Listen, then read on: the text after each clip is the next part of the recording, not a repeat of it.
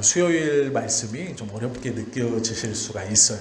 왜 그러냐면 주제별로 저희들이 계속 연결해서 보고 있기 때문이죠. 우리가 이제 삶에서 당하는 실질적인 문제들을 말씀을 통해 나누면 너무 좋을 것 같습니다. 그러나 이 수요일이 아니면 성경에서 말씀하시는 하나님의 풍성함을 우리가 이제 나눌 수 있는 기회가 많이 없다고 생각합니다. 그래서 조금은 어려울 수 있지만 이 주제들에 대해서 우리가 좀 우리의 신앙도 점검하고 또 몰랐던 것, 부족했던 것도 배워가면 참 좋을 것 같습니다. 구원받은 이후에 나오는 구원받은 우리들이 가지고 있는 성화에 대해서 계속 보고 있는데요. 오늘은 확신입니다. 이 확신을 오해하시는 성도님들은 이렇게 생각해요. 오늘 죽어도 천국 가실 수 있다고 확신하시는 분 손 들어보세요. 그러면 막 들어야 될 것 같아요. 그래야 천국 갈 것 같아요. 그리고 그 손을 드는 것이 믿음의 시인이라고 우리가 배워오고 또 그렇게 믿고 있죠. 그러나 성화 다음에 일어나는 확신은 그 손을 들거나 오늘 죽어도 저는 천국 갈 수 있습니다. 이런 확신이 아니에요. 그것은 1차원적인 것이고요. 성경에서 말씀하시는 구원받은 사람이 갖는 확신이라는 게 있어요. 그게 무엇인지 함께 좀 보려고 하는데요.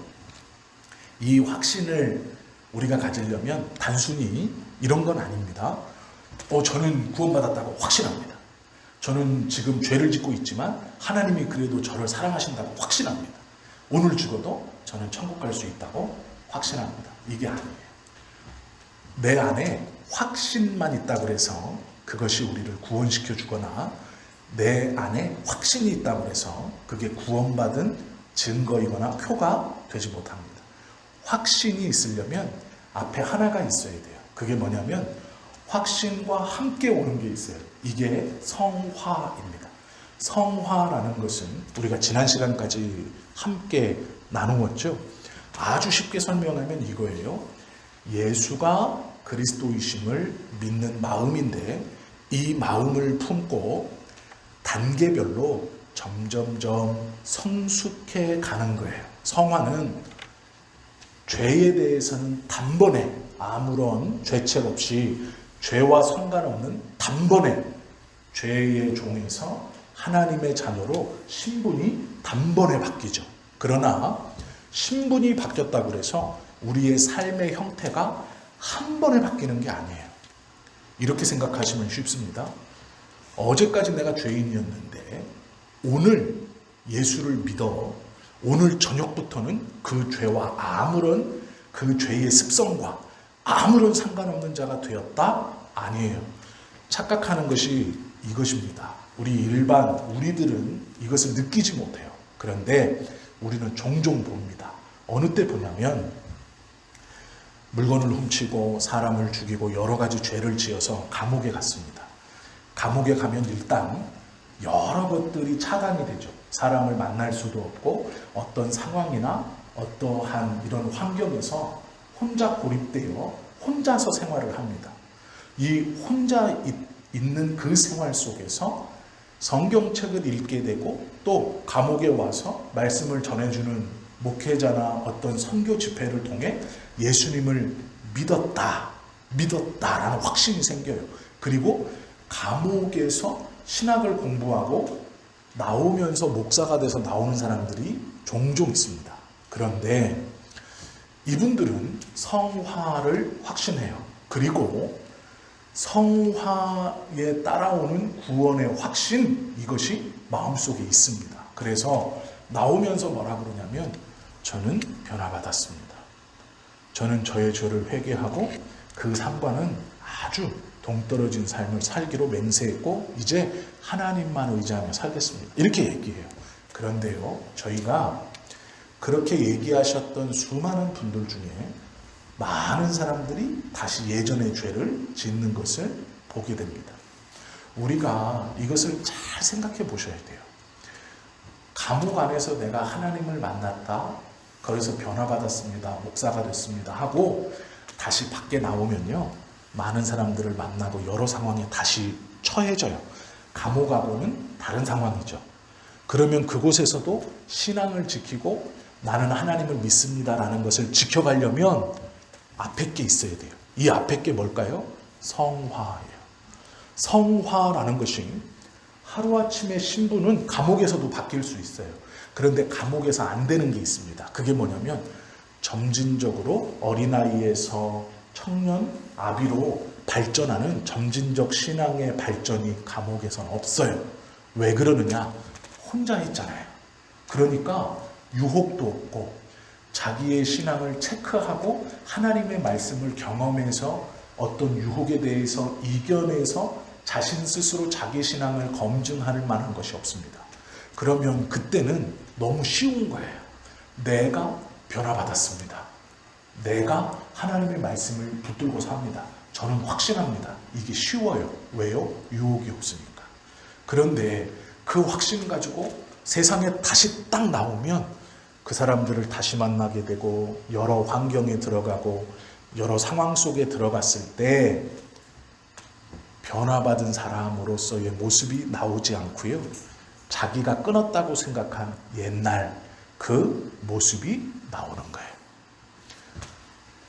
확신은 우리 안에 내가 가지고 있다라고 말할 수 없어요. 왜 그러냐면 이 확신은 꼬리를 무는 것처럼 성화가 있어야 돼요. 성화가 앞에 있고, 즉 단계적으로 하나님의 말씀을 경험하면서 내 삶에서 어제보다 오늘이 유혹을 이겨가는 것, 조금 더 하나님의 말씀대로 살아가려고 몸부림치는 모습, 말씀을 깨달아가면서 그래, 이것도 하나님이 원치 아니하시는 거구나 라는 걸 알아가고, 또 때로는 몰랐지만 이것을 또 하나님이 원하시는구나 라고 하는 것이 점점점 내 안에서 말씀과 함께 나로 훈련되어져서 성장해가는 그 성장이 앞에 있고, 그 성장의 뒤에 이 확신이 있는 거예요.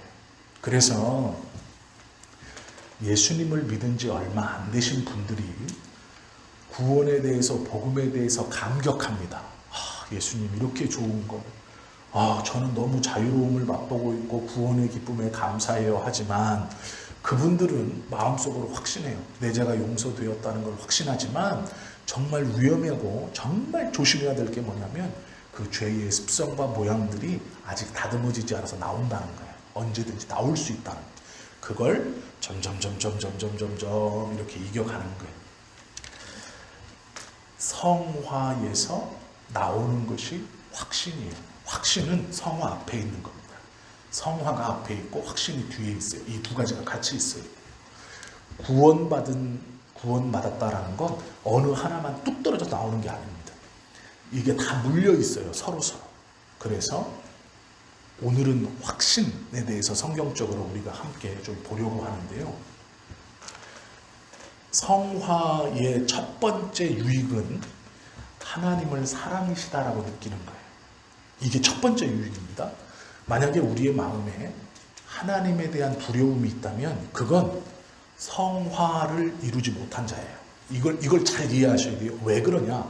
그러면 하나님을 두려워하는 것은 잘못된 겁니까? 아니, 그 말이 아니고 성화의 첫 번째 유익이 하나님은 사랑이시다라는 걸 깨닫는다. 이 뜻은 뭐냐면 우리는 구원받았습니다. 그래서 죄에 대한 책임에서 자유로워졌어요. 그런데 이 구원받은 우리가 삶을 살아가면서 죄의 유혹에 또 때로는 넘어지기도 하고, 그 유혹에 고민하기도 하고, 또 때로는 바른 것을 선택하기도 하지만 또 때로는 옳지 못한 것을 선택하기도 해요. 내가 화가 나서 말을 막 할 때도 있고, 때로는 알면서도 자존심 때문에 후회하면서도 이렇게 할 때가 있고, 또 하고 나서 바로 후회하는 어떤 일도 있어요. 그런데 문제는 뭐냐면 이런 상황을 거치면서 결국 우리는 무엇을 느끼게 되냐면, 결국은 하나님의 뜻이 있었구나 라는 걸 느끼게 된다는 거예요. 그 사건들을 통해서. 그러면서 하나님은 사랑이구나, 나를 사랑하시는구나 라를 느낀 그 모든 사건을 통해 결국은 하나님이 사랑이구나, 나를 사랑하시는구나라는 걸 느끼게 된다는 거예요. 이게 성화의 첫 번째예요. 하나님은 결국 사랑이시구나 라는 걸 느끼는 것. 이게 첫 번째 유익이고요. 이 두 번째는 바로 이 확신이에요. 그러므로 나는 구원받았구나라는 확신이에요. 그러면 이 두 가지, 하나님은 결국 나를 사랑하시고 하나님은 사랑이시구나 라는 것을 고백하고 느낄 때 내가 구원받았구나 라는 걸 확신할 수 있다는 거라는 거죠. 성화된 모든 사람들이 확신을 갖고 있는가? 그렇지는 또 않아요. 확신을 다 갖고 있을 것 같은데 그렇지 않아요. 두려워하고 불안한 마음이 우리에게 있습니다. 우리가 오늘 예배드리고요, 이제 수요 예배 기도하고 돌아가기 전에 우리 스스로한테 물어봐요. 나는 분명히 구원받았나? 그러면 예배를 드리면서, 예배를 지금 드렸기 때문에 나 구원받았지, 이럴 수 있어요. 그런데 수요 예배도 빠지고 금요 예배도 빠지고 토요일 날 누군가 나한테 물어본다고 생각해 보세요. 당신은 구원받았습니까? 그러면 내가 수요일도 예배를 빠졌고 금요일도 빠졌고 글쎄 내가 구원받았을까? 이럴 수 있다는 거예요. 또 혹여 어떤 잘못을 했을 때 우리의 구원의 확신이 이럴 수 있어요. 성화되었고 확신을 갖고 있는 사람도 그 확신이 흔들릴 수 있어요. 이건요, 흔들리면 믿음이 없는 게 아니에요. 충분히 흔들릴 수 있어요. 왜 흔드느냐? 하나님께서 원하시는 게 있습니다. 그게 뭐냐면요, 이런 거예요. 구원받은 우리가 성경에 믿음에 기록되어진 선진들처럼, 우리가 보는 믿음의 선배들처럼 꺾이지 않는 확신 가지고 막 목에 칼이 들어와도 나는 예수를 전하지 않을 수 없다, 나는 예수님을 구세주로 고백한다 하고 칼이 들어왔을 때 나는 예수님을 믿는다고 한 발음 탁 가면 너무 좋겠어요. 근데 하나님이 그렇게 안 살게 하세요. 왜 그렇게 안 살게 하시는지, 막상 칼이 딱 들어오면 두려워요. 나는 하나님을 믿고 있는데 그런데 이 상황에서는 침묵하거나 아니라고 하거나 무서워서 나도 모르게 뒤로 한 발 물러나거나 눈을 꼭 감을 수밖에 없는 상황이 우리에게 있어요. 그런데 하나님이요, 우리로 그런 상황에 들어가게 하시고 그렇게 살게 하세요. 왜 그러시냐면요, 그 고민은, 그 흔들림은 우리의 확신이 없어서가 아니에요. 우리에게 확신을 갖게 하시려고 하시는 것도 아니에요. 하나님은요, 나의 연약함을 통해서 그렇게 흔들리고 때로는 잘못된 것을 선택하고 고민하고 번민하는 그 끝에 무엇을 두셨냐면, 그래서 이 모든 것이 없는 완벽한 하나님의 나라를 소망케 하시는 거예요. 그 나라가 와라. 우리의 기도가 이렇게 되는 거예요. 하나님, 이 땅에서 저는 연약합니다. 연약할 수밖에 없습니다. 믿음으로 확신 갖고 살려고 하지만 흔들리고 고민하고 넘어집니다. 그러나 하나님 소망합니다. 성경에 기록된 그런 것이 없는 하나님의 나라, 그 나라가 속히 오기를 하나님 소망합니다. 그 소망함 때문에 그 상황에 우리를 그 상황으로 살아가게 하시는 거예요. 아무런 고민 없이 번민 없이 예수님 믿으면 형통해지고 건강해지고 모든 일이 다 잘 되고 내 안에 막 굳건한 믿음 주셔서 누가 어떤 말을 해도 어떤 상황에 있어서도 정말 흔들리지 않는 믿음을 딱 갖고 있으면 좋겠지만 아니에요. 그렇게 안 하시는 이유는 바울이 고백하는 거예요. 오라, 나는 공고한 사람이로다. 누가 이 사망의 몸에서 나를 건져낼까? 바울이 믿음이 없어서 그렇게 말한 게 아니에요. 바울이 구원의 확신이 없어서가 아니에요. 복음을 전하면서도 바울은요, 기도해요. 하나님, 내가 열심히 복음을 전합니다. 많은 사람들이 구원받습니다. 그런데 두렵습니다. 저들은 구원받고 나는 어느 순간 구원에서 떨어질까? 바울이 구원의 확신이 없어서 이렇게 기도하지 않아요. 그게 무엇이냐면 그렇게 살게 하시는 하나님의 의도는 그렇게 살아가는 이 세상에 미련을 두지 말고 하나님의 나라를 더욱더 소망하라는 거예요. 그것이 하나님이 우리를 지금 이렇게 내버려 두시는 이유예요. 확신은 뭐냐? 확신은 흔들리지 않는 마음이 아니고요. 그 흔들리는 마음 속에서 마지막에 하나님의 나라를 고백하는 것이 확신이에요. 그러면 우리 안에 확신은 다 있습니까? 다 있나요? 이것만 물어보면 돼요. 오늘 죽어도 저는 천국 갈 확신이 있습니다. 이게 아니고요. 흔들리고 고민하고 번민하고 때로는 다른 것을 선택해서 슬퍼하고 자신을 돌아보게 되고 연약함을 보게 되고 그게 때로는 드러나고 내가 믿는 연수가 있고 평소에 한 말이 있는데 왜 나는 어떤 상황 앞에서 돈 앞에서 누구 앞에서 당당하지 못하고 이렇게 무너지고 이렇게 연약한가 라고 했을 때 결국 우리의 기도가 하나님의 나라를 그래서 소망합니다. 주님의 나라, 그 나라가 속히 오기를 원합니다. 저는 연약하고 약하고 오늘도 넘어졌고 또 실수합니다. 그러나 하나님, 그래서 그 나라가 와야 합니다. 아무것도 아픔도 어려움도 고민도 슬픔도 방황도 없는 그 나라, 하나님을 얼굴과 얼굴을 보듯이 확실하게 알 수 있는 그 나라, 그 나라를 소망합니다. 이게 확신이에요. 흔들리지 않는 마음 확신 아니에요. 바울도 흔들리고요. 아브라함도 흔들리고요. 다 흔들려요. 다른 게 뭐냐? 결국 하나님의 나라를 기도하는 것, 그 나라를 소망하는 것, 결국 그 나라에 기대하는 것, 이게 확신이에요. 그러면 여기서 죄악된 세상에 우리가 고민한다 안 한다 이게 확신이 아니에요. 나는 여기서 고민하지 않아요. 여기서 죄는 그냥 막 단칼에 탁 잘라버리고 뭐 이런 의심 이런 거 단칼에 딱 잘라버리고 오직 주를 위해서 오직 말씀으로 딱 해서 나는 이쪽만 삽니다. 이쪽은 더러운 거예요. 세상은 막 아주 더러운 것이고 나는 이것만 갖고 삽니다. 그렇게 사는 건 살지도 못하지만 하나님이 원하시는 확신이 아니에요. 우리는요 그걸 확신이라고 잘못 배우고 있어요. 확신은 그게 아닙니다. 우리는 잘못된 확신을 제대로 된 확신이라고 착각하며 살면 안 됩니다. 진짜 성경적 확신이 무엇인가? 이 땅을 살면서 흔들리지 않는다 아니에요. 결국 하나님의 나라를 소망하게 된다라는 게 확신이에요. 우리에게 그 기도가 있다면 우리는요 다 확신을 가진 사람들이에요. 이 확신을 가진 사람들은 하나님을 사랑이라고 느껴요.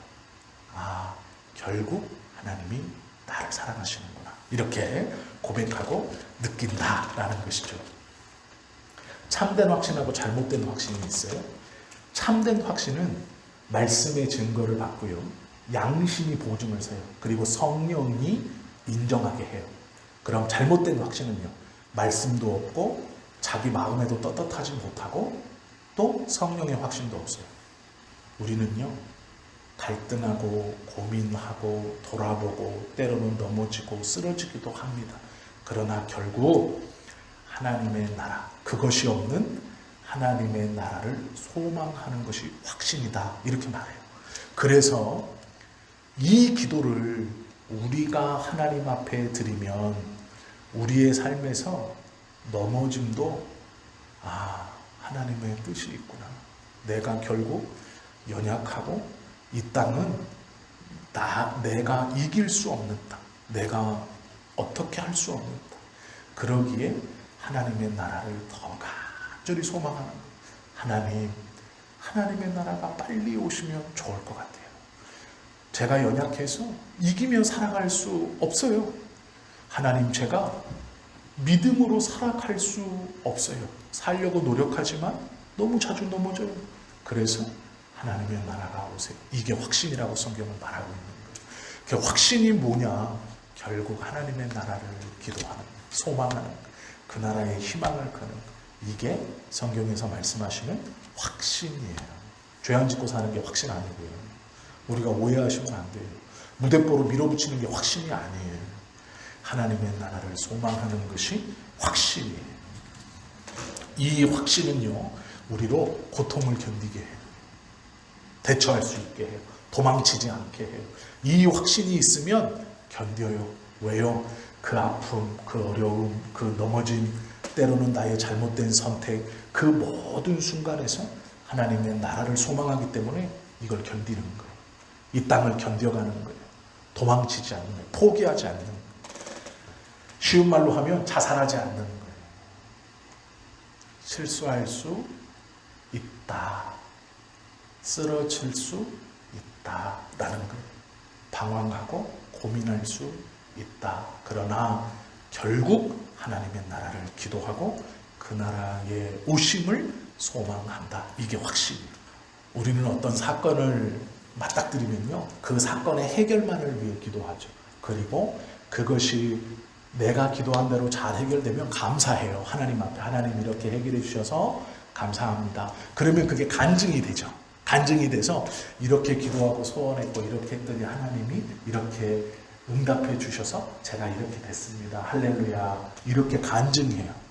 나쁜 건 아니지만 성경에서는요, 그렇게 말하는 것이 아니고 이렇게 얘기하는 거예요.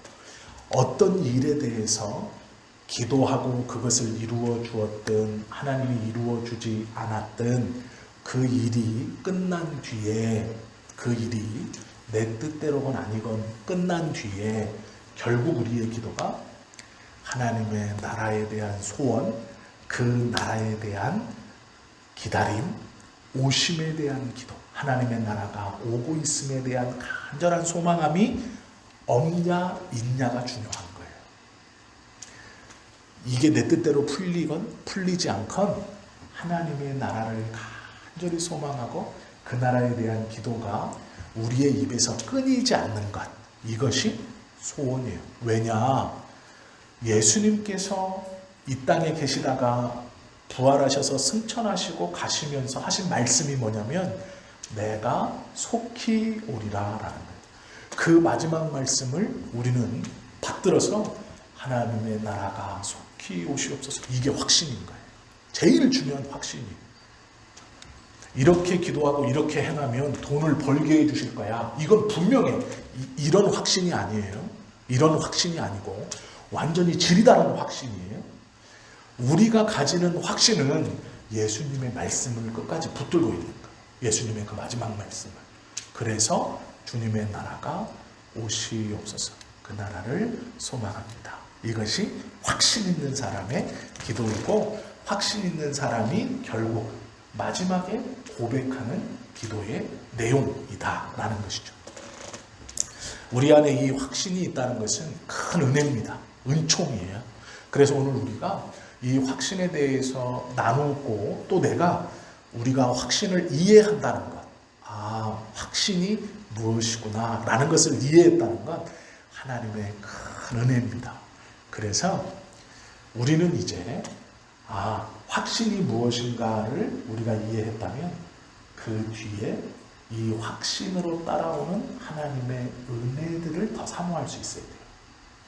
나에게 더 좋은 것을 주시려고 이것을 허락하신 거예요. 즉 확신을 이해하게 하신 것은 이 확신을 이해했을 때 오는 기도의 응답, 하나님께서 원하시는 삶의 이 풍성함을 우리에게 주시려고 요것을 주신 거예요.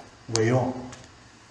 성화, 확신, 그리고 그 확신으로 드리는 기도의 응답이 따라가는 거기 때문에 이게 줄줄이 따라가는 거예요.